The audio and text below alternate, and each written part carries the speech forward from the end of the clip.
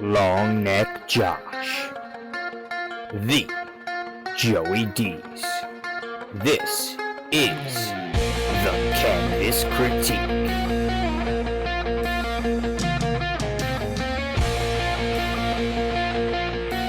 It's a new day, yes it is! Has just picked up here tonight.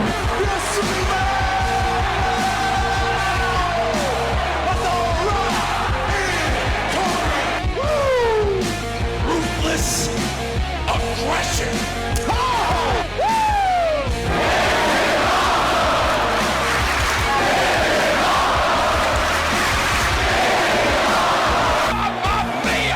The irresistible force meeting the immovable object. RKO. He has broken in half. Ooh, yeah! Yes! Can't see me. This is my yard now. What's it gonna do when Hulkamania in the largest arms in the world run wild on you? I lie! I cheat! I steal! Stone Cold! Stone Cold! Stone Cold! The Austin era has begun! And that's the bottom line, cause Stone Cold said so.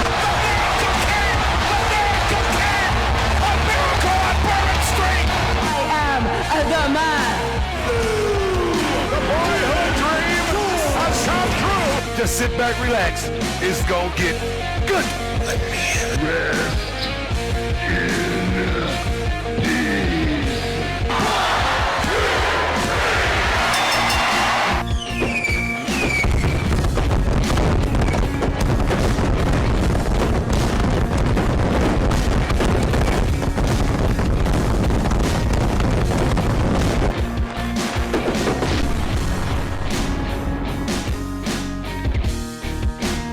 And welcome to the 9th episode of Canvas Critique. Of course, you guys know me as Long Neck Josh. My co-host with me, Joey Deez. Say hello.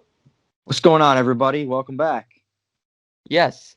And today we are going to be reviewing what I think might have been the pay-per-view of 2020, Hell in a Cell. Wow, bold statements. Yeah. We'll just have to go through and look at the matches, right? Yeah, I thought it was a great pay-per-view too. All right, well, let's go ahead. Kickoff show. The 24/7 championship was on the line. R-Truth, I believe, was the champion heading into this match, defending against Drew Gulak, or Gulak, however you say it. And let's just talk about how Gulak kicked Little Jimmy, and that set R-Truth off. Gulak. What is it? I think it's Gulak. Gulak. His finisher's the Gulak. Right. There we go. Yeah, Little Jimmy. Yeah. Little Jimmy made an appearance at Hell in a Cell. Yeah. Crazy. Little Jimmy needs to come around a little more often, by the way. I agree. He's very entertaining for someone you can't see. Dude, I kind of want to see Little Jimmy win the 24/7 championship. Oh, there we go. That's a good pitch idea. How do you beat Little Jimmy? How does Little Jimmy beat you? Oh, I feel like R-Truth would do some crazy, stupid crap. And like just hold him down on him?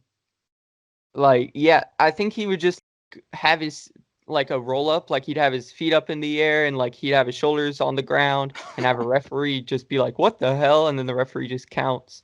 Little Jimmy beats R-Truth? Yeah, that's what I'm thinking, because I don't think anybody else would, like, have, like, Little Jimmy beat anybody else, because... Well, if they can't see him, they can't get him. Right. So, like, that's why I'm thinking Little Jimmy turns on R-Truth for, like, a funny segment, and then, like, Truth rolls him up.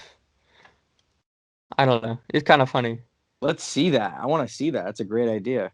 Yeah, or what if, like, another wrestler like Gulak, like, if Jimmy does become the 24/7 champion, he just, like, kicks the air and, like, pins, but R-Truth is like, what are you doing, man? Little Jimmy's over here. Who holds the title? Who holds the belt? Is it going to be R-Truth carrying it around? I mean, I guess Truth would carry it around for him or something. We're going to... man. Little Jimmy's gonna have to become a real person at this point. Honestly, bring back just a random fan that R-Truth like did something to back in 2011 during his feud with Cena. Bring back like a little kid. Yeah, just have the little kid roll up somebody and like little Jimmy. No, bring back Nicholas. He could be little Jimmy. Yikes! His second championship in WWE. No. That's still crazy that he won the Raw Tag titles though. He won a title before me. That's unbelievable. He won a title before any of us. Yeah. Is he the only kid to ever? Is he the only? Yeah, he's got to be the only I think kid so, because like to I ever. remember looking at the youngest champions in WWE history, and like I think like the second youngest was like older than 18. So, Well, isn't the youngest Randy Orton? oh no, I'm talking about like all champions in WWE. Oh, who was the youngest? Do you know? Well, the youngest is Nicholas, but that's Well, why I'm trying to say the second youngest. Like I'm trying to remember who that was. Hmm. But Wonder who you're the that is. researcher of us, so you might look that up. I'm on that right now. Awesome. But yeah, that was just crazy when Nicholas won the Raw Tag titles with Braun at WrestleMania of all events. Yikes! First person that comes up is Nicholas. Well, I'll find that. Yeah, I'll find that. Yeah. Okay, I got it. You found it? Rene Dupree. Rene Dupree. Do you want to hear who else is on this list? Was that as a tag team champion? I think so. I think that was when he was with La Resistance, Okay. that French duo. You know who I'm Yep. talking about. Him Yep. and I think it was Conway.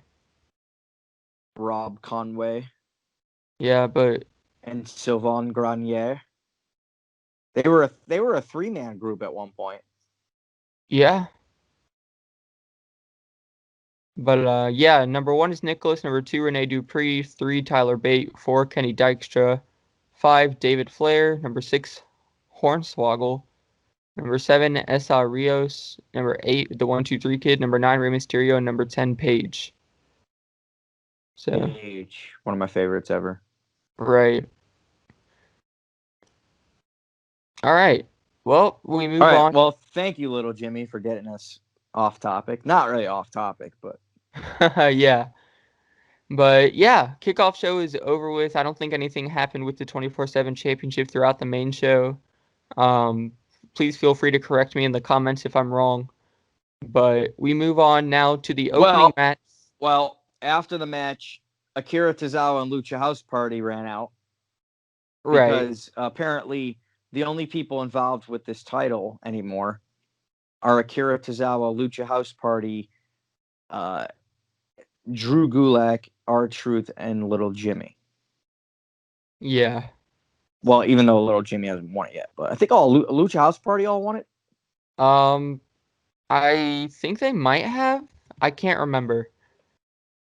I don't remember if that was before this pay-per-view or after, but they all had won it for like a split second at a time. Right. Yeah, I think that happened on like a Raw or something. Yeah.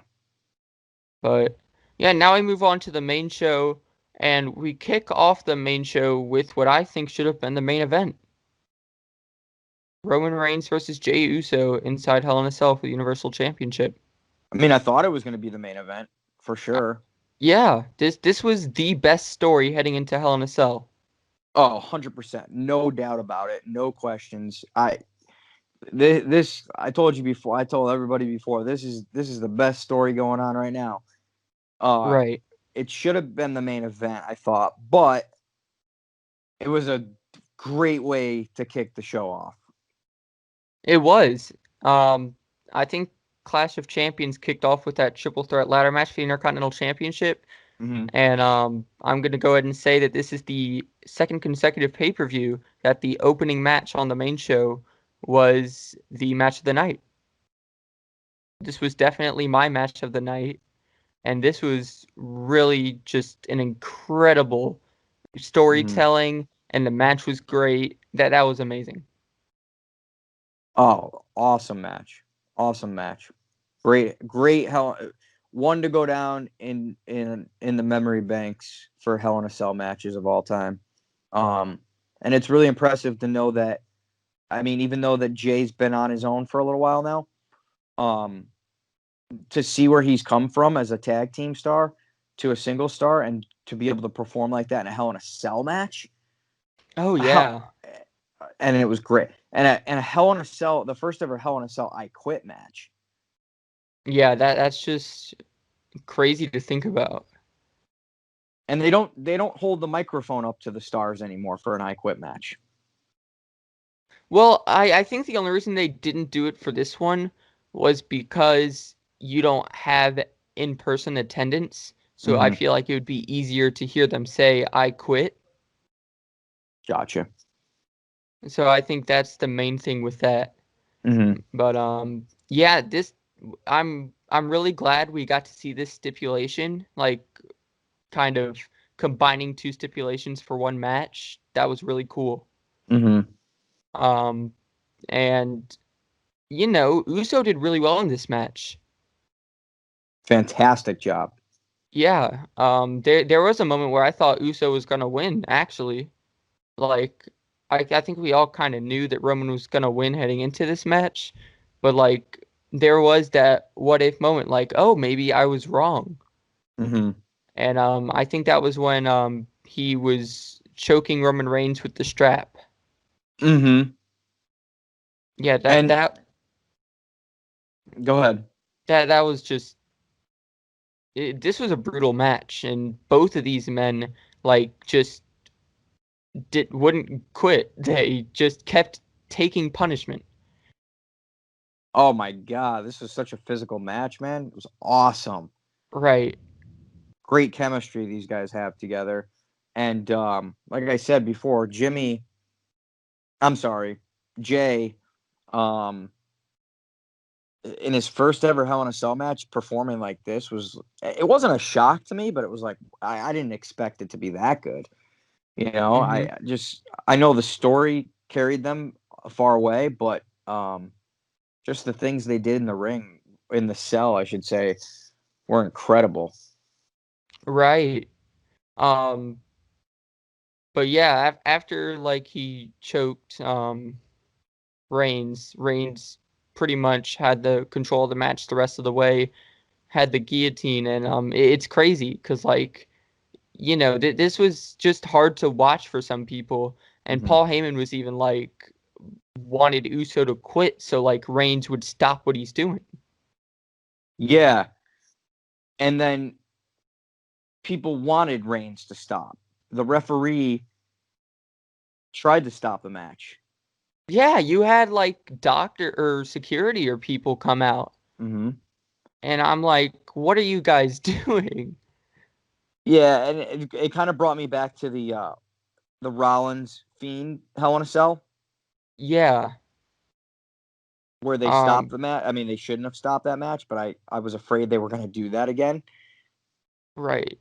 And it would have been more disappointing this time, I think, than that time. Yeah. Yeah, it would have. Because everybody wanted to see some type of finish here. Yeah. Let's talk about that drive-by kick he did with the steel steps. Oh, my God. That looked like it legit hurt. Like, I think I developed a headache right after that. Right. Just from watching that. Was like, holy crap. You know, you can almost feel the impact on that. And these guys went all out, man. Like, they trust each other so much that they weren't afraid, man. They weren't afraid. Their adrenaline was pumping. You can tell, both of them. Yeah. But let's go ahead and talk about the ending of the match. You had Jimmy Uso come out, and this was just crazy to think about. Like he broke the fourth wall, first of all. He called Jay by his real name, which is Josh. And I think he called Reigns Joe. I'm not completely sure on that. Hey, But Josh and Joe.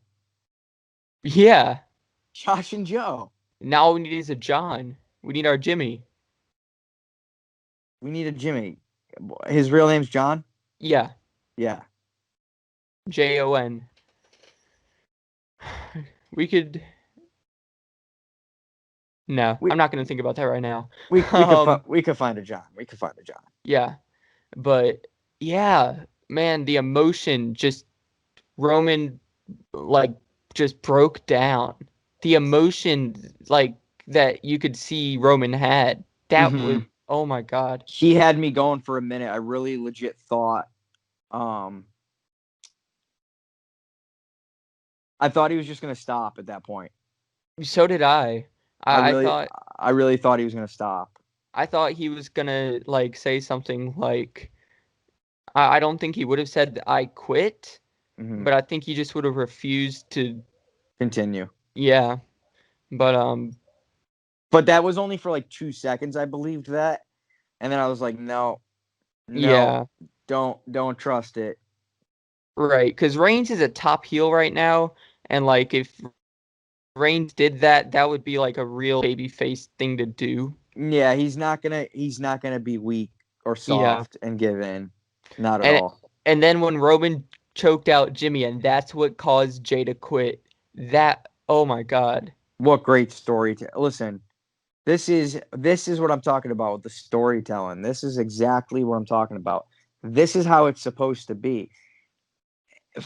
He quit for his brother, Yeah, and I can relate to that because I have a brother, and if you have a sibling, you can relate to that, or you have a close friend or someone you're really close to like that, that means a lot to you, and it comes down to whether or not you want to be successful or on top and overcome, or are you going to protect this person who's in danger. And he was just so weak and tired at the time where he couldn't really get up and defend it physically, right. so he was just like laying there and he's like, that's it, man, like I quit, like this is not worth it for you to now have my brother in this chokehold. I don't need the title that bad, and knowing all the stakes. Let's talk about the stakes that were on the line for this match. Reigns talking about, if you quit, you're out of the family. Your Right. wife, your kids, everybody out. Right when Roman said that, I kind of had a feeling like that because I didn't see Jey Uso winning this match. Mm-hmm. So I kind of had a feeling that Uso was going to turn heel after this event sometime, which he did, and aligned himself with Roman. But like, you still have that issue, like when Jey doesn't perform up to Roman's expectations or live up to them. So it's just a really great story that they're continuing, and now that they're together, Beautiful. like I'm loving every second of it. The bloodline is forming slowly but surely. Yeah, I'm excited to see when Jimmy comes back. Yeah, and when Heyman leaves. God, Roman doesn't need Heyman. No. There's some good things about it, but now that Jimmy's there, Heyman's not needed. Right. You mean now that Jay's there? I'm sorry, Jay's there. Heyman's not needed. And I love Paul Heyman. He's a legend. He's great at everything he does. It's just it's not something that needs to happen in this story. Right. I agree with you completely there. Mm-hmm. And he just sort of feels like extra unnecessary in this storyline. Just trying to give him something to do. Right. When he doesn't need to do anything.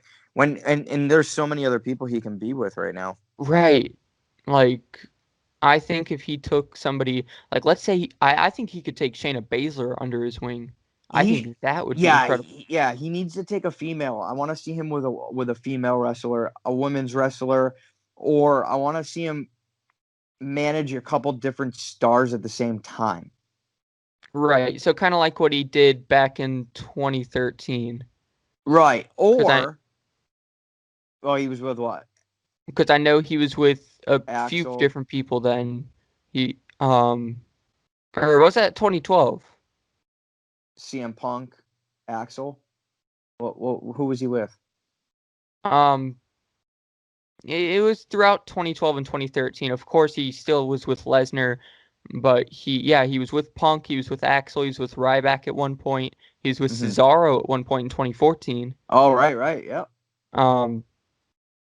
So yeah, I really feel like you could use him to help build up a superstar more. Or a group, a faction. Or a group, yeah. Imagine if you freaking managed Retribution. Oh, no, not Retribution. And definitely not the Hurt Business either. MVP is pretty much the mouthpiece of the Hurt Business. No, that's MVP's baby right there. Yeah. He better not be with Retribution ever. And we've never seen Heyman with a group, right? I mean, we've seen him with like a tag team. Well, you had the Dangerous Alliance back in WCW. No, I'm talking about WWE. You've seen him with like, I don't know, man. I feel like I've seen him with a tag team somewhere in the WWE. Maybe I'm wrong. I know he was with the Alliance for a while. Obviously when that whole invasion storyline happened. Yeah.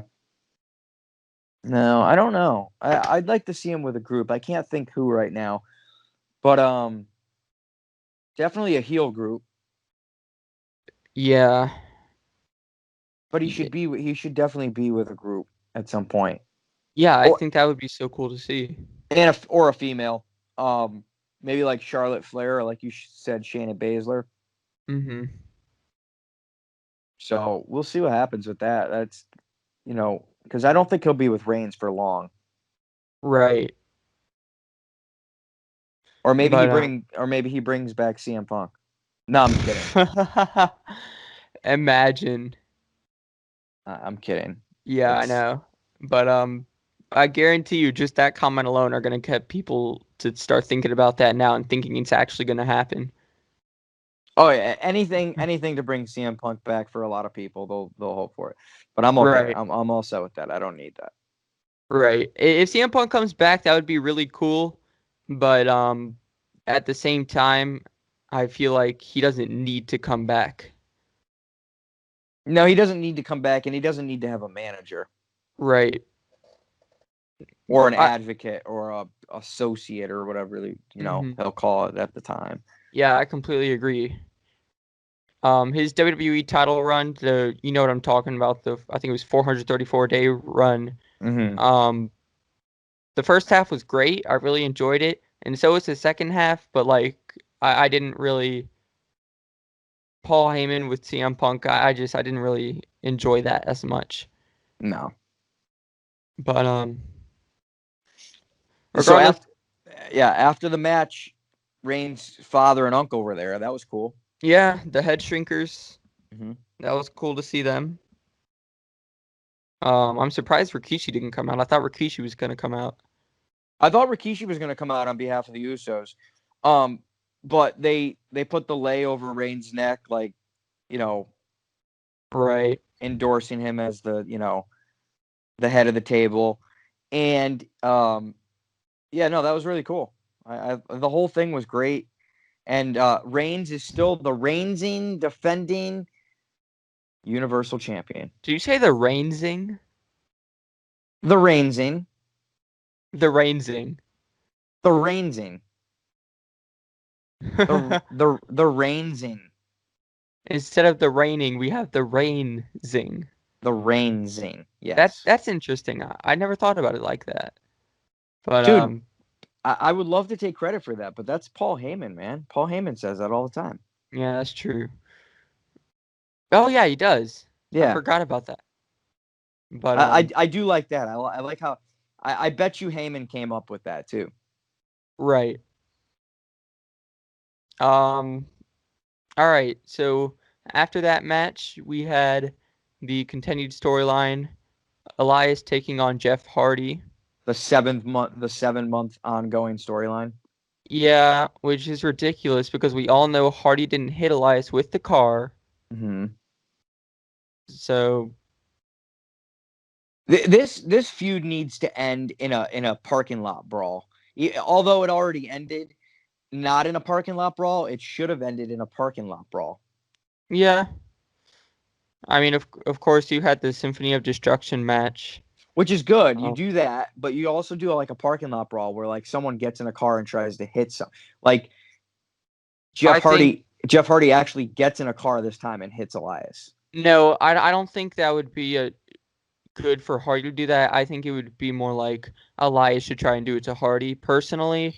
Because I think he should, but I think in the end, to have Hardy go out on top of this feud, like whatever happens with Elias in the car doesn't work out, and then Hardy ends up getting in and being like, "Oh, you thought I hit you, and I'm gonna hit you now," and then I don't know if that works for like 2020 television, but I get they've been kind of edgy with the things they've done in the past year or so, and especially since fans have been gone to kind of get more viewers. So I think it would have been like, as I was watching the Symphony of Destruction match, I was like, they should do one more. They should do a parking lot brawl. We haven't seen that in a while.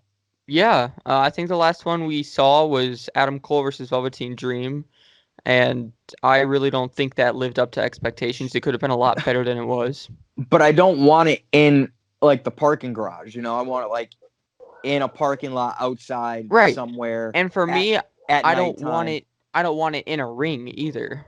No, it's got to be a cinematic match. Yeah. And they could definitely do something great with Hardy and Elias. You could have Hardy perform some type of crazy stunt. Mm-hmm. So yeah, I'd love to see that in the future. But regardless, Jeff Hardy ended up disqualifying himself by smashing Elias with the guitar. Yeah, because who cares about wins and losses? Right. We want to break guitars. How many guitar? There should be a count. We need to go back. At some point, it would be difficult to do, but you just go back in Elias's career and count how many guitars have been broken. Would we count NXT too? Yeah. There's got to be some type of compilation of that on YouTube somewhere. Of all the guitar breaks, right? There's got to be. Yeah, it's got to be hundreds, man. It's got to be hundreds and hundreds and hundreds. Because I feel like it happened a lot at live events, but I don't think they'd include that, obviously. I wouldn't include that. I would include only televised events. But yeah, that'd be interesting to find out exactly the number of how many, and a list of all stars that have had a guitar broken over them. Right. And a list of all stars that have broken a guitar over Elias. Yeah. You know who would be on both of those lists? Jeff Jarrett. Jeff Jarrett. Yeah, they did a little thing. Well, that was like last year. Yeah, when Jarrett was going into the Hall of Fame. Yeah. Mm-hmm. So that was kind of cool to see. We need the honky tonk man involved somewhere. Oh, that'd be great to see him come back. My dad was a huge fan of the Honky Tonk Man, and his title run with the Intercontinental Championship. I think he's still the longest reigning to this day. Yeah, he is. So whenever I talk about greatest Intercontinental champions, of course my dad loves The Miz. That's one of his favorite superstars, so he always puts The Miz up there. But he also really loves the Honky Tonk Man. He loves mentioning him. So your dad likes. So you're telling me right now your dad likes Miz, Honky Tonk Man, and the team with a W on the hat. Yeah. And the team with the W on the helmet. Washington football team. Oh, this poor man. The team without a name. That's the team without a logo. The team without a name, the team without a mascot or anything. Right. That's just crazy, this whole Washington football team thing. It's embarrassing, man, that a professional organization couldn't come up with something by now. I get that branding and everything has a part to play in it, but right. So I'm just glad I'm not a fan of them. Yeah. And my team's in first place, so that's all that matters. I keep dropping my phone. Sorry about that. Um, but It's all yeah, good. my dad, he's a big sucker for great heels. He loves Miz. He loves Ric Flair. That's his favorite all time. Mhm. Um, he loved Mr. Perfect, Rick Rude, the Honky Tonk Mm. Man, all those guys. So even at the VCW events we go to, like the indie events that my dad and I go to, like you can see him, like he loves to see what the heels do, and like just to egg on the crowd. He thinks that's so cool that they try to Mhm. like it's just a traditional thing that heels do. They try to egg on the crowd. So I mean, and that's what makes wrestling. Let's be honest. right, Faces and heels. That's what wrestling's all about. But heels are really what make wrestling. Without a heel, you can't have a story. You can have a 100%. you can have a ton of faces just smiling, walking around, and life is sunshine and rainbows. And But there's it, always got to it, be that bad guy in the story, in my opinion. absolutely, absolutely. Um, Even when there is two baby faces feuding, you could definitely tell when there's one that's definitely more or acting more like a heel. Mm-hmm. Like I was, I'm not even gonna bring up DX and the Bros to Destruction because that was just a horrible match. But that's You, what I was thinking. You had you had four legends that everybody loved, but you could definitely tell the Undertaker and Kane were more like the bad guys in this situation. oh, you talking about a couple years ago? Yeah. And it's unfortunate the way the match turned out as it did, Mm-hmm.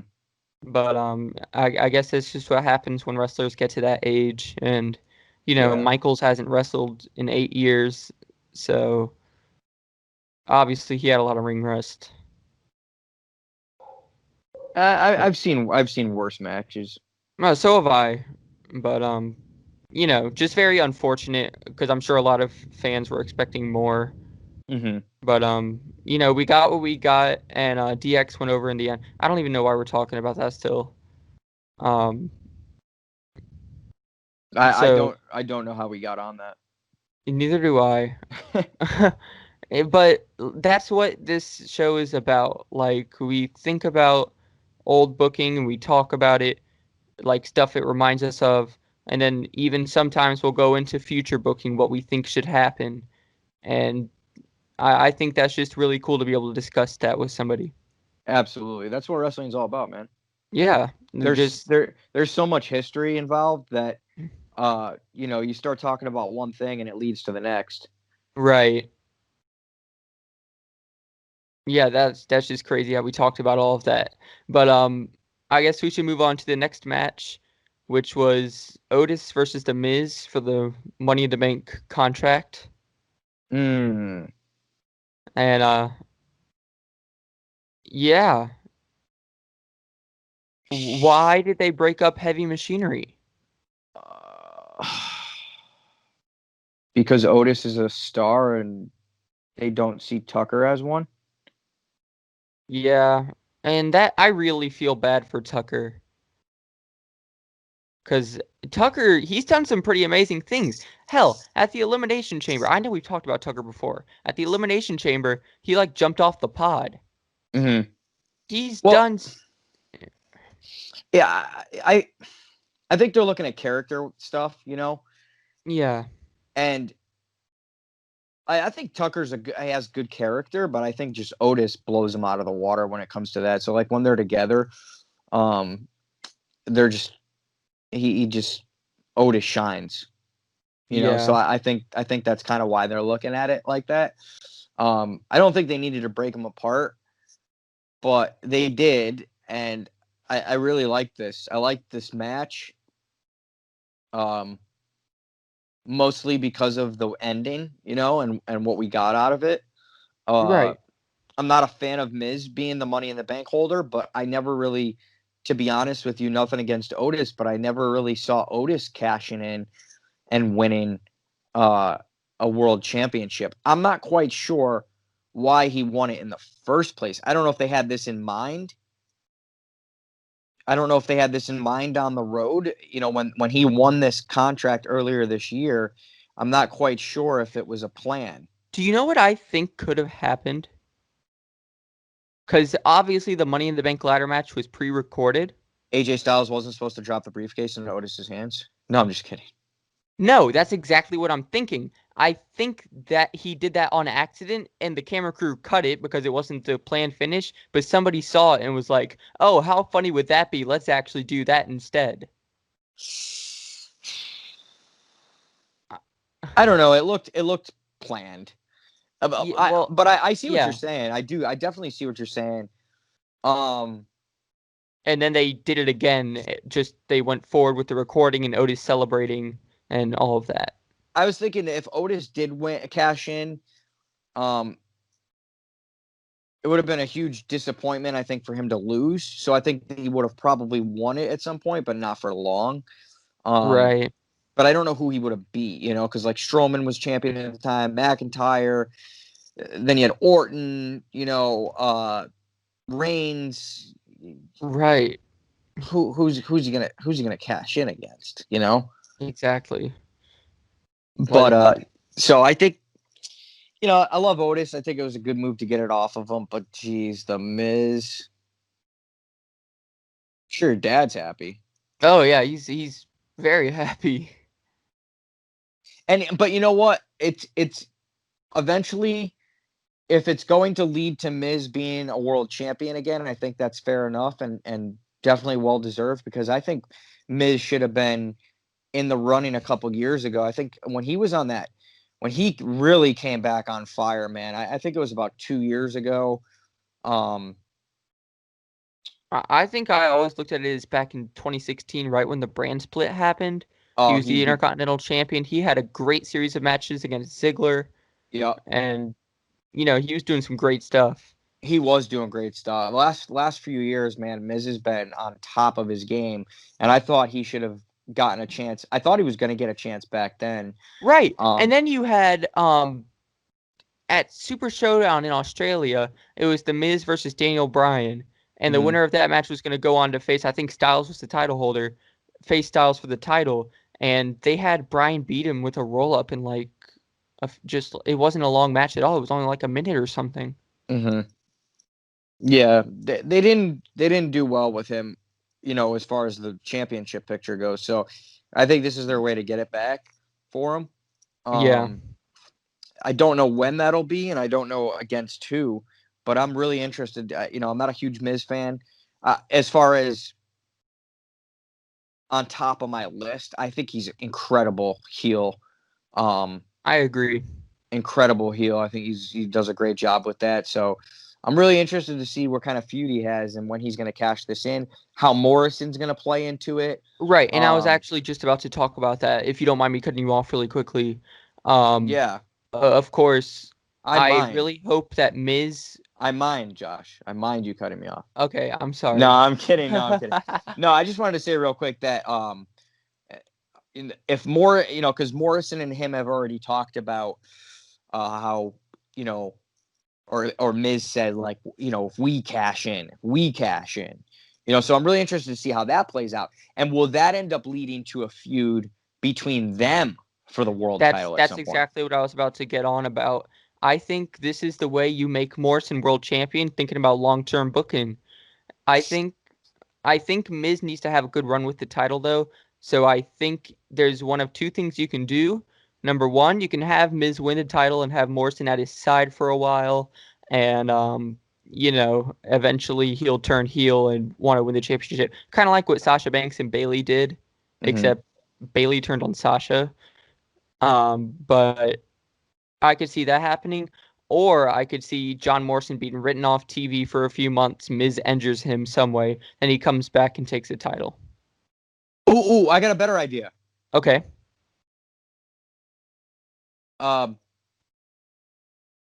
Miz wins the championship, and then somehow Morrison goes after him for it.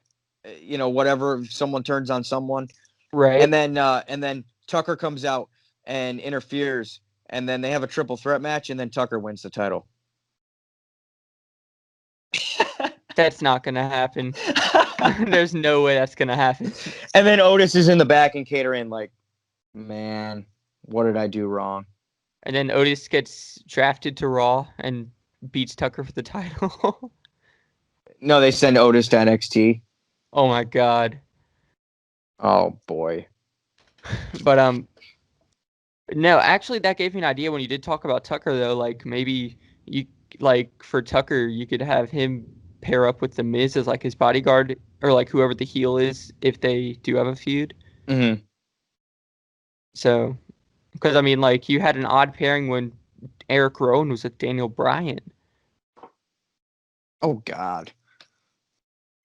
I liked that. I actually liked that. So did I.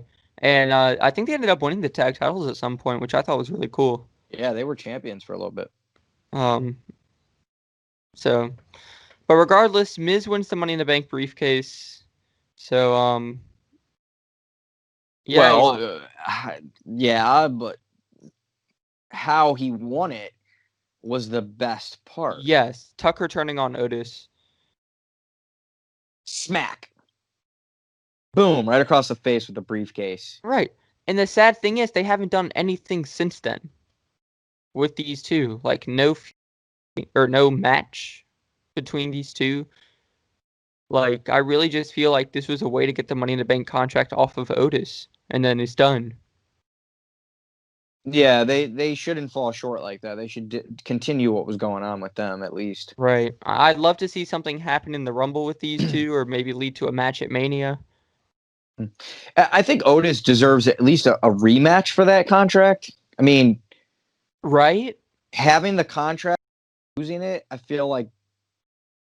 In my opinion, I don't think you'd have to defend the contract at all. You won that in a ladder match. Yeah, but don't forget, Josh, he was going to take him to court. Yeah, this whole thing is just crazy. He was going to take him to court.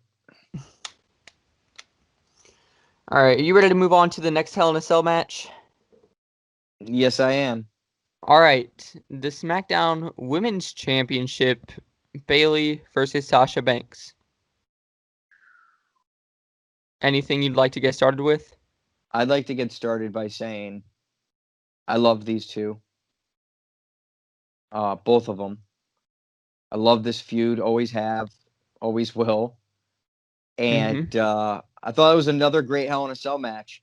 And I don't know, man.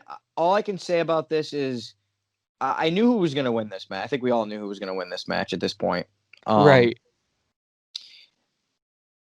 It's just their storytelling is incredible. It goes back to like Jay and Reigns. You know, they got that great chemistry. They're on point with everything that they do together in the ring. Right. You know, they're on time with everything, and everything looks, you know, physical and just really authentic. So, you know, again, you know, it goes back to, you know, we were talking about last month with the ladder match, the triple threat ladder match. You know, so many ladder matches in history. What can be done to make this one stand out? You know? Yeah. And I think these two made this one stand out. Because they did some really incredible stuff in here. There was like a ladder involved. There was chairs. Yeah. This, in my opinion, was the best women's Hell in a Cell match we've had. Mm-hmm. Oh yeah, no doubt about it. Yeah. And the finish, man, looked brutal. Banks had the bank statement on Bayley with the chair. Oh yeah, that. Oh my God, I cringed watching that.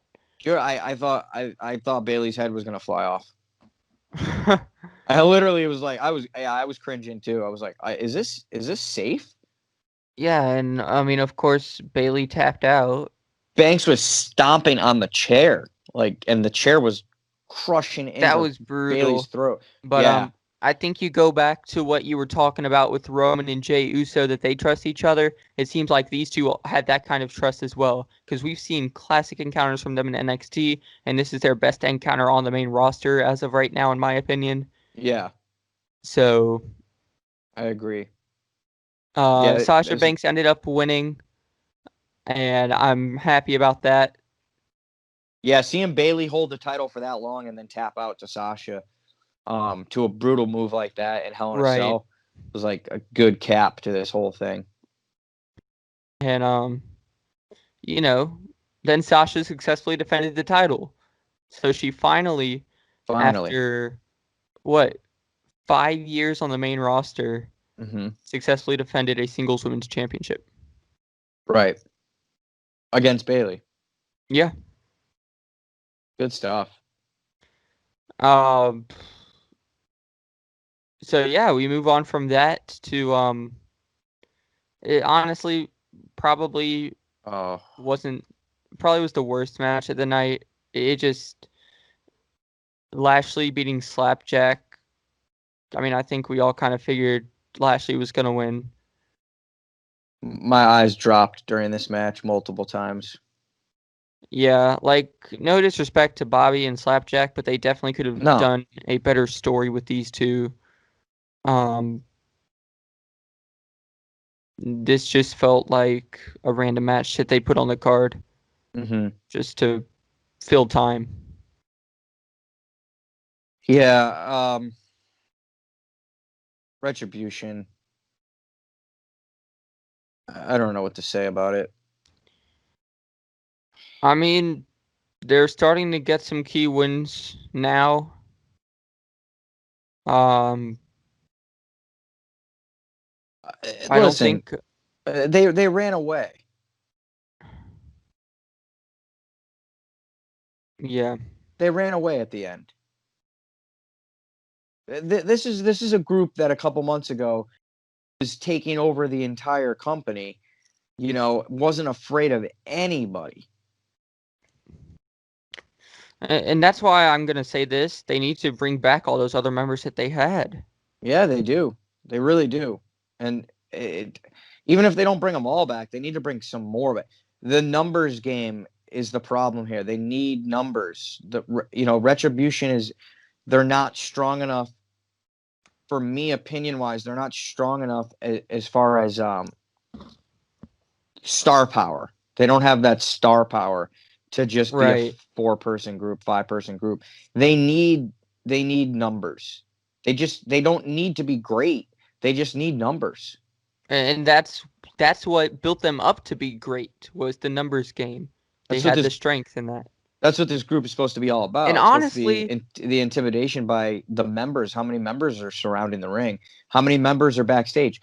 When you're backstage as a superstar and as a fan watching, and that there's only 5 members, and they're all standing together doing a vignette or a promo or a cameo, whatever, then everyone knows that they're safe at the time being. You know what I mean?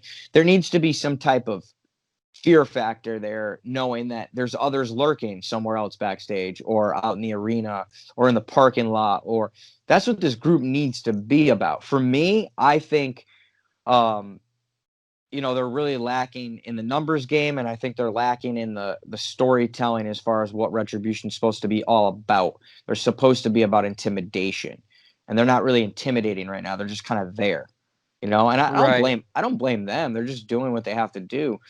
But yeah, I don't know, man. Bobby Lashley beats Slapjack. Of course he does. If he didn't, I don't know what. The only member of Retribution I can see taking the title off of Lashley is Ali. Yeah, or Ashley.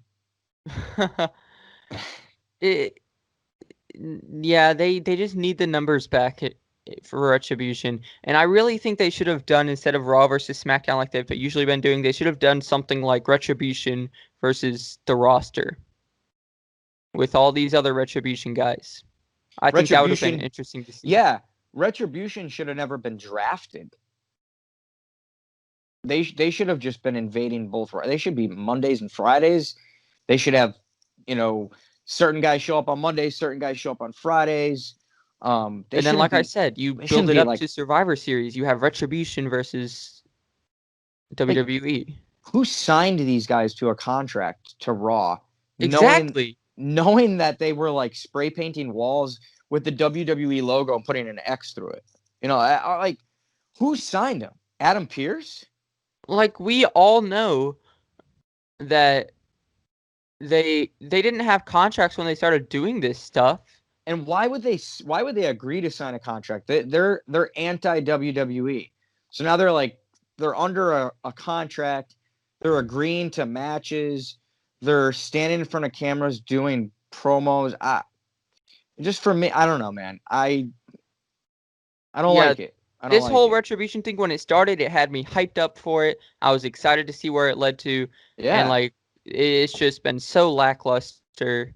And hopefully they do something with the group. I still think that they can.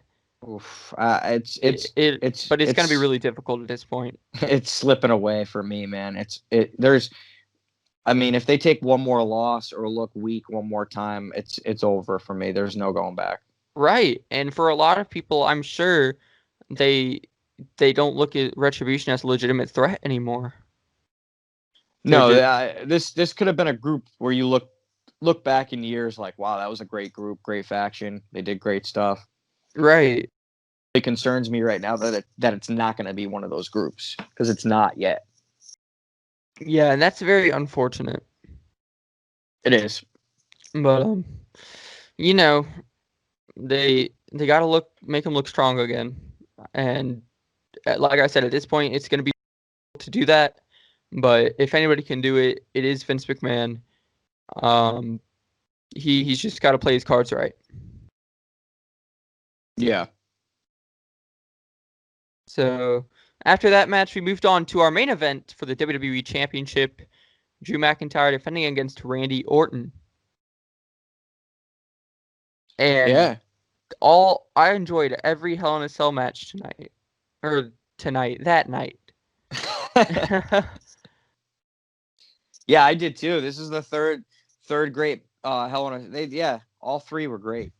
And they all had their own twist, they all had their own unique ways about them. Right. And Orton, he's always great in Hell in a Cell matches. He has a lot of experience. I believe this was McIntyre's first, right?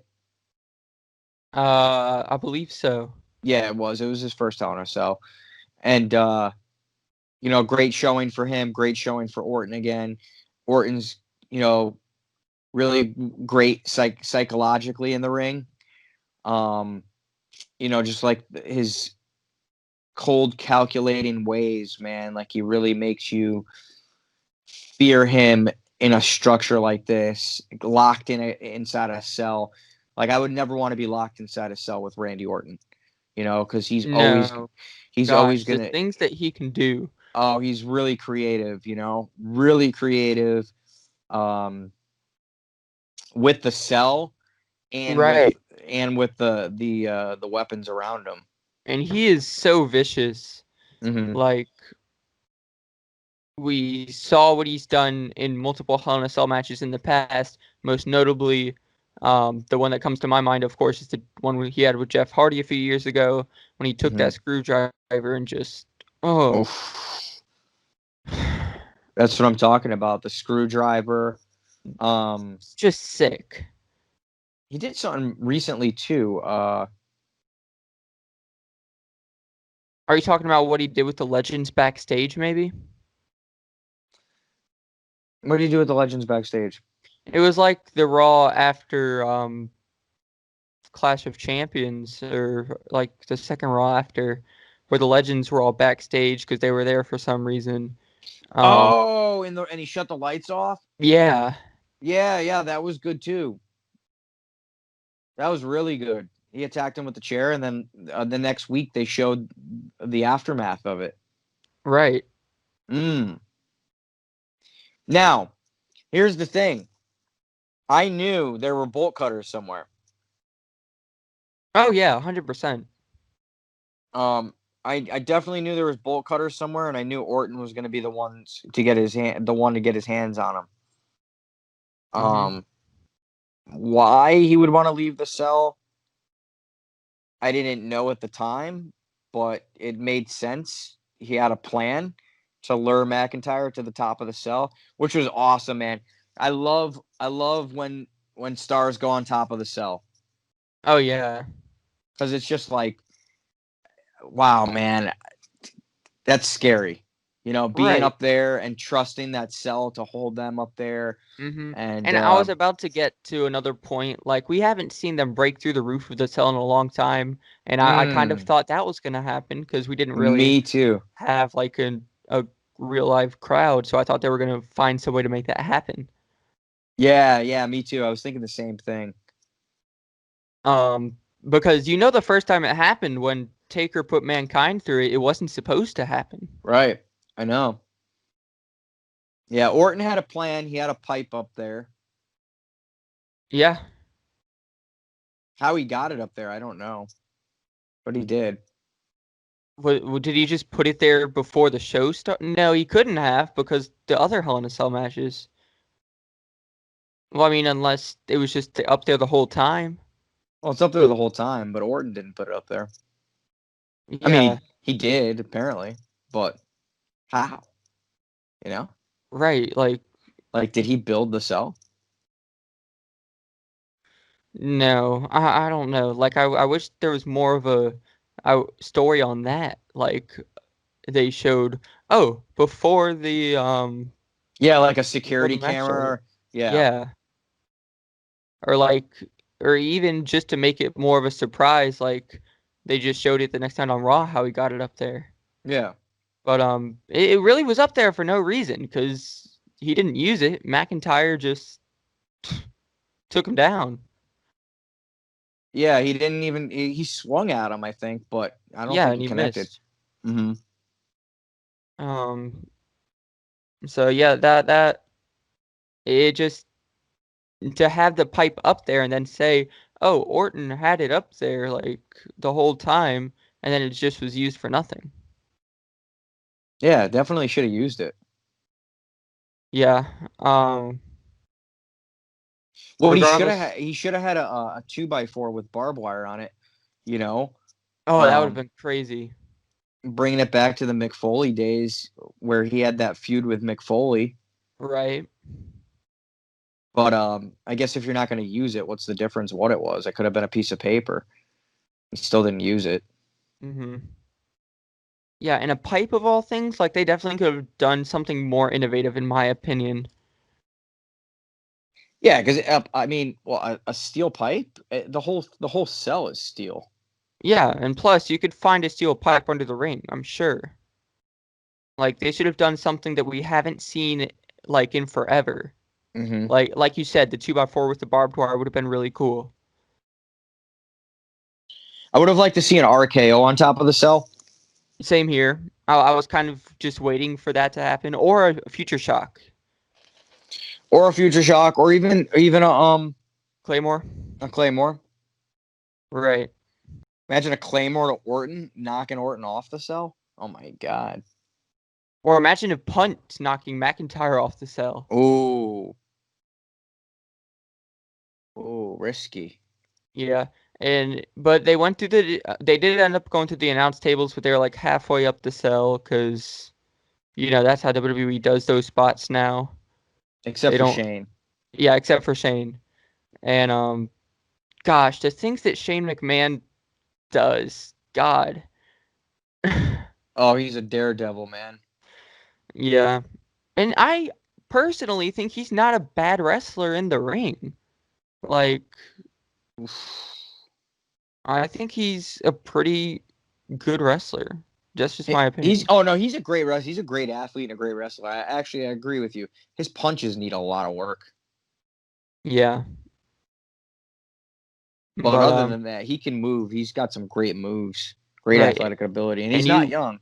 you look back at that match he had with AJ Styles at WrestleMania 33. Oh yeah, doing shooting star presses and stuff. Yeah, who would have thought that Shane McMahon would have done a shooting star press, My gosh, yeah, especially at that age? he's an athlete. You remember the time? Uh, it was like a backlash, or I don't know what it was, but he went off the set right to the left of the stage, high up. Oh, I think it was with Blackman. Blackman hit Yeah. him with the kendo stick, and then he just fell. Yeah, he fell straight Or back. there was another time where he climbed up, I think that same thing. He was in a one-on-one match against a Big Show or something, a Falls Count Anywhere match, and he held an elbow drop, and Big Show was like all the way, like he wasn't even on the stage, he was On at the that ground. area. Yeah. Yeah, that too, but I had the Blackman one where he hit him and he just free fall back. Oh my God, that was incredible. Wow. Like, how do you have the guts to do that? Yeah. Just and you never would think that Vince McMahon would allow Shane McMahon to do stuff like that. Oh, it's okay. He's my boy. I can imagine him saying that exactly. And just the fact that Vince McMahon put that much faith into Shane McMahon, as well as the other superstars he was facing, to like successfully pull those moves off without anybody getting seriously hurt. Yeah, it's like there's very few guys that I don't know if he allows them to do it or it's just they're okay doing it and other people aren't. But like Shane, Jeff Hardy, like because Jeff Hardy would go off the top of a cell, and I mean, you saw a swanton the other night. Right. Oof. Oh my God, I thought Hardy was hurt. You want to talk about that real quick? Just because it was on what, SmackDown? Yeah, and we talked about Elias and Hardy earlier, so we can talk about it some more. Dude, Jeff Hardy with a swanton off the top of the turnbuckle. Yeah. On, not even the turnbuckle pad, the post, so even higher up. Right. Down to Elias on a table next to the stairs. Why they picked that area, why they picked the side with the stairs is beyond me, because that was dangerous, man. Jeff Hardy really, everybody listening to this right now, realize that Jeff Hardy is lucky to be alive. Okay?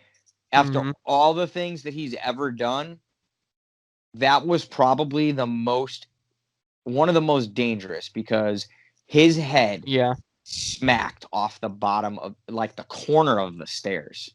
Right. And I thought, like, because when I was little, I ran my head into, like, the corner of just the wall, like, in my house. And I busted my head open twice doing that. I needed stitches on both sides of my head. But, and this dude got right back up. Right. This is just like a wall. But he did it against steel. Like, and I didn't see. He didn't show any signs of, like, he was holding the back of his head a little bit, but he didn't even look like he was knocked out or woozy or anything. Like, how, I don't know, man. That's incredible. That is incredible. And, obviously we're all thankful that he's okay. You can hear it in the replay. Like, you can hear the thud too. Yeah. It was like, boom. You can hear that louder than the table breaking. Like, the impact of the head on the stairs was more of a noise than the impact of Hardy going through Elias on the table. That was crazy, man. Yeah. But anyways, that was rough to watch. Yeah, but going back to the Orton-McIntyre match, like I said, McIntyre and Orton, they were about halfway up the cell, like they do that now when somebody goes to the announce table. Unless, of course, you're Shane McMahon. So that happened, and I think, like, soon after that, the match ended. I think McIntyre hit a Claymore, but Orton ended up hitting an RKO to win the championship. Yeah, the Claymore was only for a 2 count. Right. And then he went for another one, and then Orton RKO'd him. Ducked and RKO'd him.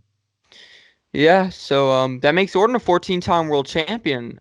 Like, you have a lot of people saying, oh, like, is anybody going to break Ric Flair's world championship record? And the 3 that are up there is, of course, the one that's tied with Ric Flair, John Cena. And then you have Triple H and Randy Orton, who are both 14-time world champions now. Yeah. And honestly, at this point, I think Orton has a better shot than Cena does. Just because he's around. Yeah. I don't want that though. I want Cena to be the Right. guy. Like Orton's a great wrestler, but like Cena, yeah, he was the franchise of WWE for a good decade, maybe even more. Hmm. So I still think he is. yeah, I mean, for me, it's kind of hard to say because he doesn't show up as much. Well, it's just because you can't see him, Josh. Um, but no, I think the thing is, like, when people, I agree with you to an extent, because when people think about WWE, like, if I was to talk about WWE with a new, like, with somebody who's not a fan, Yeah, I they're like, oh, guarantee you, John Cena. I know John right, Cena. it's one of the first names that comes to their mind still, even though he's a part-timer now. Yeah. Yep. And That's happened with me too. Yep. yeah, it's just crazy to think about. Um, So we'll go backwards. 3, 2, 1. Okay. Um, I guess I'll go first. I'll leave you to go next. 1 being the best Hell of a Cell of the night. Okay. 3, I'll say Orton McIntyre. 2, Sasha Bailey, and the best was Reigns and Jay. I What do you, agree 100% with what you same said. order? Yeah. Same order. All of them were great, though. Hmm. All of them lived up to potential. And, you know, I'm not trying to take anything away by saying Orton versus McIntyre was the worst of the three, Hmm. because, like, that would be like saying, oh, you have Shawn Michaels, Bret Hart, and The Undertaker. Which of those three do you think is the worst? Right. Like, You can't do that. Yeah. obviously you can have your own opinion, but, you know, it just takes, I feel like it takes something away when you say that somebody's the worst or something's the worst, but it Oh really yeah. should. Yeah. It definitely wasn't the worst. It just wasn't the best. Right. All three of those Hell in a Cell matches tonight were probably, or not, I said tonight again. That night were I'm con- I'm probably, I'm convinced that Hell in a Cell was tonight, and I just don't know it. yeah. I'm really sorry, but those three Hell in a Cell matches, I think all three of them are in the top 50% of every Hell in a Cell match ever. Yeah, and it's because they made all three of them made them unique. You know, they made these matches unique. They weren't just, a couple chair shots, bunch of Right. false finishes. There was a lot of creative stuff involved in all three of these matches. So, yeah, it was a great show. What do you rate the show if you have to give it a letter grade? A letter grade, an A, easily. I think the matches in between the Hell in a Cell matches could have been better, but the Hell in a Cell matches made up for all of that. Yeah, so I give it an A minus because of that. That's fair. Because of the fact that the matches outside of it weren't the most hyped up. Right. And they weren't bad matches. They just weren't the most hyped up for me. So it was like the majority of the show for me was the 3 Hell in a Cell matches. Yeah. And that was really it. But I did like the finish of the Otis Miz match. So that was there was something to be said there. Yeah. But yeah, great show, man. I think we talked about it last time. The pay-per-views have really stepped it up as of late. Yeah. They definitely feel more like they feel more important right now. They feel more like WWE pay-per-views than they have in the past couple years. Mhm. And I think a lot of that has to do with the fact that they're doing a really good job with storytelling right now instead of just putting a bunch of random matches together Yes. just to complete, the card. Right. These we really haven't seen stories like this in quite a while, Mm-hmm. and you're right. Somebody, I don't know who it was, but somebody tried to tell Christian Maracle, of course, that wrestling or WWE is wrestling and not storytelling. And I was like, what? Like, Wow. it's definitely both. It's And definitely it's they go hand in hand, man. You can't storytelling have one might without be the a other. little more important than the actual wrestling, to be completely honest. Yeah, I mean, kind of is. Um, because if you don't have the storytelling, you don't have the wrestling. Right. Yeah, you can just put a bunch of great athletes in the ring, uh, and they'll have great matches and it'll be entertaining. But if you do that every Monday and Friday night, no one's gonna watch it. Exactly. No one's gonna watch these matches 3, 4, 5 times in a row. If there's no feud, if there's no build, if there's no storyline, if there's no end result or Right. something you're trying to get to. So that's a false comment made by that person. They should have thought about that one before they said it, because it's not true. Yeah, and there was actually a time actually recently, it might have even been this year, I can't remember, but I wasn't watching the weekly shows just because like they might have been putting on good matches, but it just wasn't interesting because the stories weren't great. So like now Yeah. that there's stories, like you have the thing with Randy and the Fiend going on right now, that makes me want to tune into Raw every Monday night. Of course, you have the thing with Roman, and like of course he's not feuding with Jay anymore, but he's with him. Like that makes me want to tune into SmackDown. So Mm-hmm. Yeah, they need to continue great storytelling when a crowd comes back. yeah, Because I feel I'm like glad that they they really kicked it up after the crowd left just to get right. viewers. That's what I'm Um, saying, and they need to keep it that way. yeah, that shouldn't be the reason. It shouldn't be the reason why they tried to kick it up a notch because there's no crowd. They need to definitely put that effort in when they come back or when we Right. come back. But regardless, it did happen, so that's a plus. What happened? Like they did kick it up. Oh yeah, finally. I mean, it was a long time coming, but Mhm. they did, and I'm happy they did. They need to continue. Yeah, I agree. Um, but yeah, Hell in a Cell was a great pay-per-view. A lot of great storytelling, especially with the 3 Hell in a Cell matches that happened, and even with I think the Elias Jeff Hardy storytelling is kind of Hmm. okay. I think the Miz Otis storytelling was brilliant. So, you know, overall, that's why it gets an A for me. Yeah, great show. I enjoyed it. Yep. All right. So that concludes episode 9 of the Canvas Critique show. Um, Joe, would you like to go ahead and plug? Plug, plug, plug. Yeah, guys, just like to thank you for joining us on another episode of Canvas Critique. We'll be back at it again soon. Looking forward to everything coming up. Um, yeah, so you can follow me on Instagram at Coach Joe Baseball. You can follow me on Twitter at Joey D Baseball. And you can go check my music out. You go to my YouTube channel, The Joey Deez. I also have a SoundCloud account under The Joey Deez as well. Got some new music out there. I know Josh is a fan. Yeah. And I'll have my first song with a feature on it coming up very soon. So check that out. And I'm be on looking forward to seeing that. my good friend Rory Black will be joining me in my newest song called Fuego. Yeah, and So be ready for that.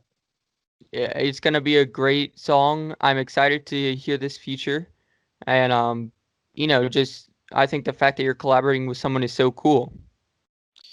You're gonna love this dude. He's from South Africa.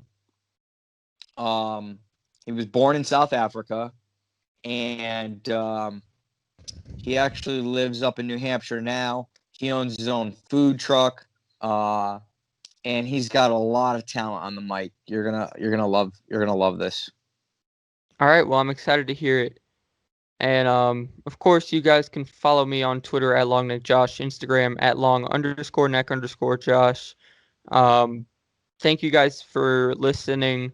We appreciate you guys a lot. Like, there wouldn't be Canvas Critique if you guys didn't listen. So thank you so much. And that's pretty much all I have to say. So do you have any final words, Joe? Nope. Thank you guys. We'll see you soon. Yep. We'll see you for Survivor Series. I'm a soul trippin'. I be living every day with the cars talking.